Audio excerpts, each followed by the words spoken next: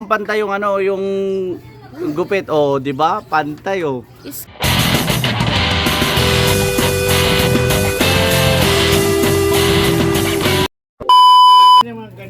Naman ganito. Presidente nga yumuyo ko pag sinabi ng borbero. Ang galing! Ang galing! Sasablay yan, kalbo na nga. Sasablay. Pwede na! Gago ka talaga! Gago ka talaga! Gago ka talaga! Tiwala ka lang. Oo, nagtitiwala eh. Ano ba? Dahil sa totoo lang, ikaw ang pinakamagandang lalaki sa balat ng lupa. At dahil nga wala tayong biyahe, eto ngayon ng trip natin. Gugupitan ko si Papa. Sakto naman din kasi dumating yung razor na in-order ni Utol. Kung akong tatanungin nyo, hindi ko alam kung magkano. Pero siguro mga humigit kumulang 1,000 cm, humigit kumulang ganon. Ewan. At napapansin ko nga parang nakakahapo ang ganitong klase ng pag-voice over. Kaya papagalan ko na lang. In 3, 2, 1. At bago nga pala kami mag-umpisa, sinabihan ko na ibibideo ko tong unang gupit ko kay Papa. Kasi nga, siya yung unang nagtitiwala rin sa akin. Wow, nagtitiwala. Nagtitiwala talaga, no? At dahil nga first time ko, susubukan ko sukatin kung sakto ba ang haba ng mga natirang buhok. Teka, dali, oh. Sige na, tumigil ka.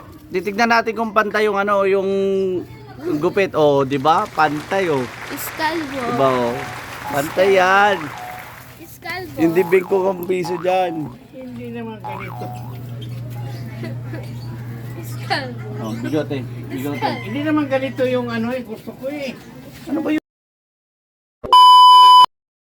Kalbo nga eh. Hindi naman makinis eh. Naka-profile. Anong sinabi ni Gabi Concepcion? Kaya please lang, huwag kang masyado magdidikit sa babae at baka mapikot ka. Hindi yan. Maliit yun. Oo nga, 1.5 yun. Maliit yan.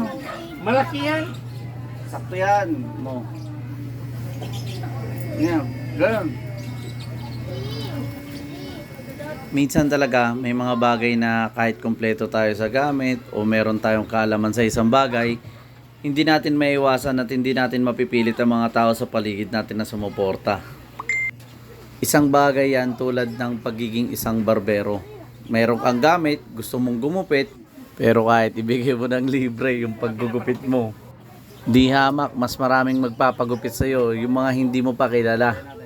Pero ang importante doon, nagpapatuloy ka. Kasi hindi naman mahalaga kung anong sasabihin ng iba. Ang importante doon, yung makamit mo yung kailangan mo. Yung ma-achieve mo yung mga goals mo. Maibigay mo yung pangangailangan ng mga anak mo at may handa mo sila sa kinabukasan nila. Yung makabawi ka sa magulang mo kung paano ka nila pinalaki. Masuklian mo man lang lahat ng pagod nila. Kaya ikaw, baka nagtataka ka kung bakit ano ba tong ginagawa ko to. Hugot ba to o motivation? Comment down below mo na lang.